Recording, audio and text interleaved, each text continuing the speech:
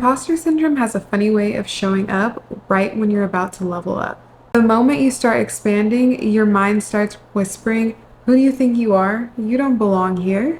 But the truth is, you're not out of place. That's your low self-esteem talking. So let's talk about how to get rid of imposter syndrome and build your self-esteem. I know we've been taught to stay humble, but sometimes being humble becomes a way for you to hide from being your true self.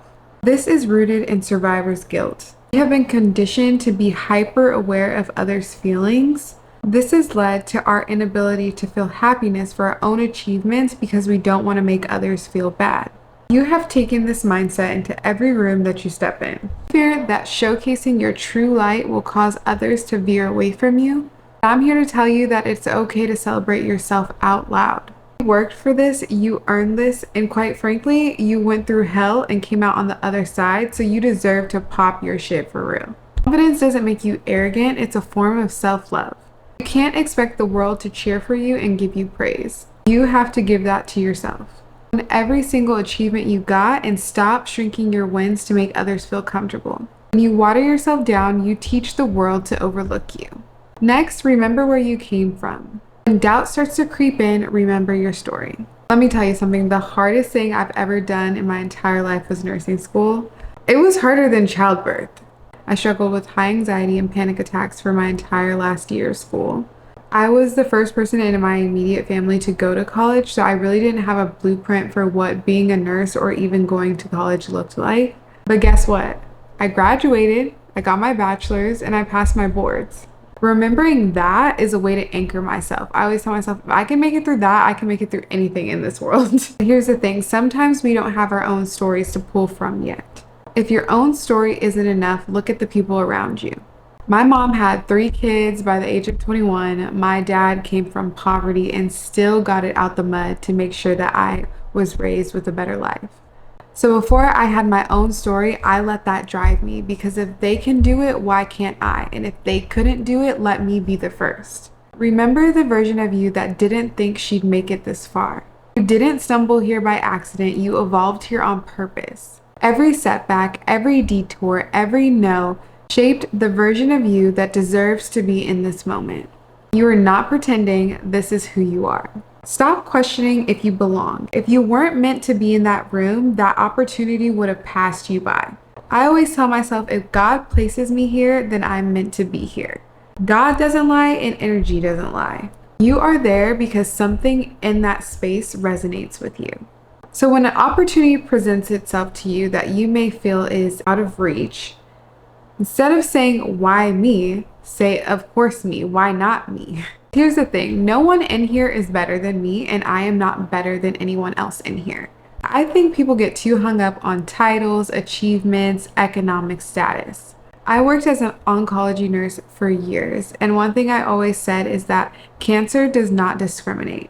At the end of the day, we're all just people. I know that's a morbid way of thinking of things, but if you take a step back and realize that the people that you're praising and putting on a pedestal are just people as well, you'll never compare yourself to anyone else again.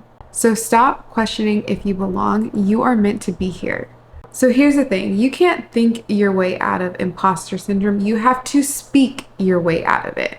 Every time that little voice says you're not good enough, you need to replace it with, "I am capable, I am chosen, I am worthy of being in this room." Your mind listens to what your mouth repeats. So start affirming your worth daily until it feels natural again.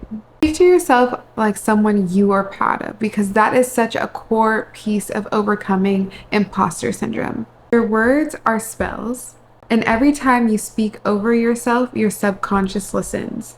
If you constantly say, "I'm not ready, I'm not good enough, they're better than me," your mind starts to process those words as truth. The beautiful thing is you can change that.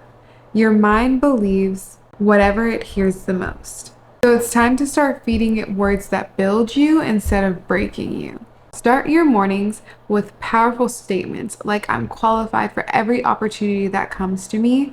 I am confident in my voice, my ideas, and my timing. I deserve to be seen, heard, and celebrated."